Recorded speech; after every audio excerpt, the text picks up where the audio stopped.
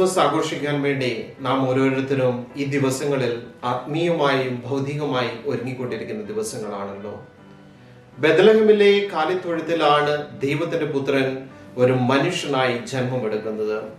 ആ ബെത്ലഹേമിലെ കാലിത്തൊഴുത്തിൽ പിറന്ന ദിവ്യ യേശുവിനെ കാണുന്നതിനു വേണ്ടി വിദൂര ദേശങ്ങളിൽ നിന്ന് 3 രാജാക്കന്മാർ വരികയുണ്ടായി. ആ 3 രാജാക്കന്മാർ അവിടെ എത്തിപ്പെടുന്നതിനു വേണ്ടി അവർക്ക് മാർഗദീപമായി, അവരുടെ യാത്രയിൽ വഴിവിളക്കായി അവരെ നയിച്ചത് ഒരു ദിവ്യ നക്ഷത്രമായിരുന്നു.